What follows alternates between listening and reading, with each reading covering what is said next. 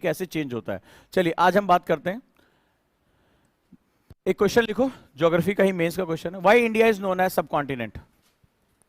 Why India is known as subcontinent?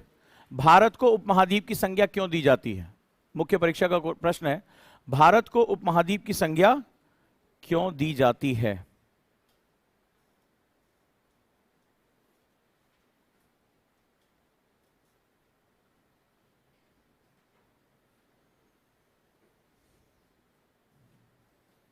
Bharat को उपमहाद्वीप की संज्ञा क्यों दी जाती है? तो सबसे बड़ी बात है कि किसी भी क्षेत्र में, जैसा कि मैंने एक डिस्कशन में आपको बताया था, ज्यादातर महाद्वीपों यानी कॉन्टिनेंट्स के पश्चिम में क्या पाए जाते हैं? रेगिस्तान पाए जाते हैं। जितने भी कॉन्टिनेंट के वेस्ट साइड में क्या होता है? डेजर्ट पाया जाता है। भारत के पश्चिम में डेजर्ट पाया जा रहा है।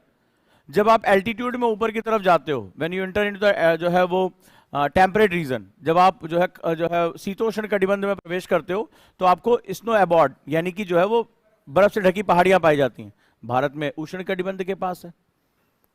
जब आप इक्वेटर की तरफ जाते हो, when you move toward 0 degree line, तो आपको क्या मिलता है? वर्षा वन पाए जाते हैं। जो डोल्ट्रम के रीजन में क्या होता है? बेहिसाब पानी बरसता है। कौन सी वर्षा होती है वहां पर?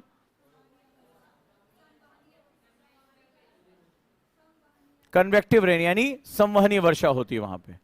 तो भूमध्य जो सागर है, जो भूमध्य क्षेत्र है, तो वो क्या होता है? इक्वेटोरियल रीजन में कौन सी बारिश होती है? संवहनीय वर्षा होती है। तो संवहनीय वर्षा यानी दोनों तरफ से हवाएं आती हैं, उठती हैं और ऊपर की तरफ चली जाती है और डेली बारिश होती है। तो अत्यधिक वर्षा होने की वजह से यहां पर क्या होता है? वर्षा वन पाए जाते हैं, रेन फॉरेस्ट, जिसको क्या बोला जाता है? सदा हरित वन, यानी अपनी पत्तियां एक साथ कभी नहीं गिराते। This is known as rain forest, evergreen forest. अब ये तुम्हारा काम है इसको लिखना। स्मार्ट नोट्स का मतलब आपका कान से नहीं हमारी क्लास में पढ़ाई जाता। अब इसको लिखते जाओ, बस जहां पे जो बोलता जा रहा हूं उसको लिखते जाओ स्मार्ट नोट्स में। और जिसको नहीं आता मुझसे पूछेगा स्मार्ट नोट्स कैसे बनाने हैं। तो सदा हरित वन पाए जाते हैं जो अपनी पत्तियां एक साथ कभी नहीं गिराते, एवरग्रीन। अब भारत में अगर आप ऊपर की तरफ उष्ण आप कटिबंध के ऊपर जाएंगे, जब नॉर्थ ईस्ट में पहुंचेंगे, तो due to the geographical region वहां पे क्या होता है? वर्षावन पाए जा रहे हैं। जब आप गारो खासी जयंतिया के पास पहुंचेंगे, मोहसिन राम के पास पहुंचेंगे, सह्याद्री पहुंचेंगे, तो क्या देखेंगे कि 0 डिग्री से बहुत ऊंचे होने के बावजूद वहां पर क्या पाया जा रहा है? रेन फॉरेस्ट पाया जा रहा है। यह भारत की सबसे खास बात है। तो भारत के पास हर तरह का फ्लोरा और फौना अवेलेबल है। तो भारत के पास सभी प्रकार की जलवायु पाई जाती, सभी प्रकार की मिट्टियां पाई जाती, 2 प्रकार का नदी तंत्र पाया जाता है। तो ये सब नेचर ने भर भर के भारत को दिया है। रेगिस्तान दिया है, मैदान दिया है, प्रायद्वीप दिया है। मतलब आप अगर देखोगे सबसे एंशिएंट रॉक स्ट्रक्चर भी भारत में पाया जा रहा है। जो पेनिनसुलर पार्ट था गोंडवाना से टूटकर आकर लड़ गया यहां पे।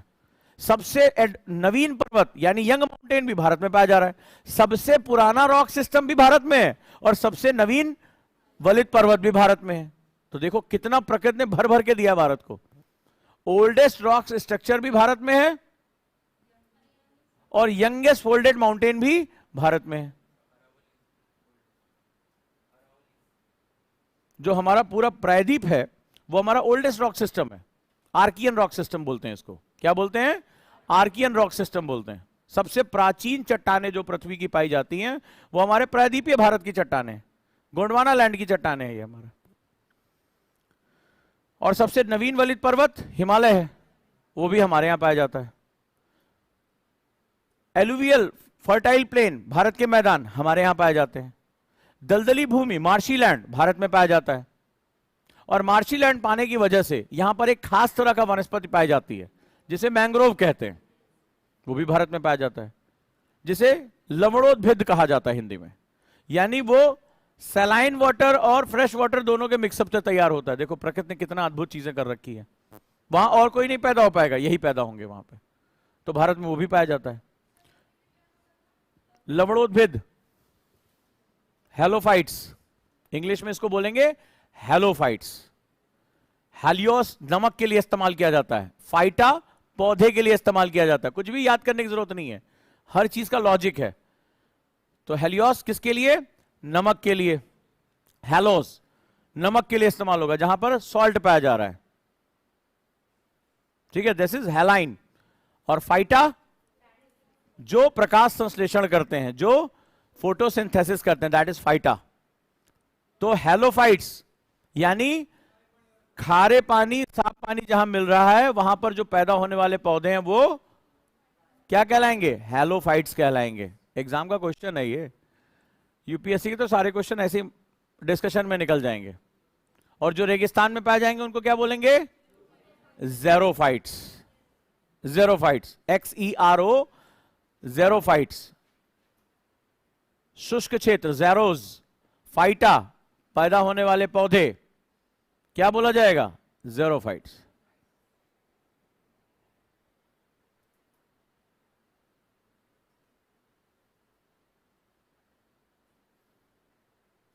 राइट? चलो, तो भारत में यह भी बड़े अद्भुत तरीके से पाया जा रहा है। तो भारत के पास सब कुछ है जो एक कॉन्टिनेंट में होता है, तो इसीलिए भारत को क्या बोला जाता है? इंडियन सब कॉन्टिनेंट, यानी भारतीय उपमहाद्वीप कहा जाता है। जलवायु, मिट्टी, वनस्पति, फ्लोरा, फौना, ये सब कुछ भारत में जबरदस्त तरीके से मौजूद है। चलिए आगे देखते हैं। तो इंडियन सब कॉन्टिनेंट की अगर बात करें तो हम अविभाजित भारत की बात, जिसे आजकल अखंड भारत का नाम चला हुआ है, तो वही है, लिखो। इसका मतलब इंडिया, पाकिस्तान, बांग्लादेश, नेपाल और भूटान, इसको इंडियन सब कॉन्टिनेंट कहा जाता है। लिखते जाओ।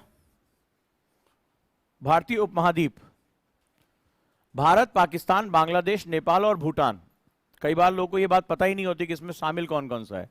तो एग्जाम में क्वेश्चन आया हुआ है कि भारतीय उपमहाद्वीप में शामिल क्या क्या है।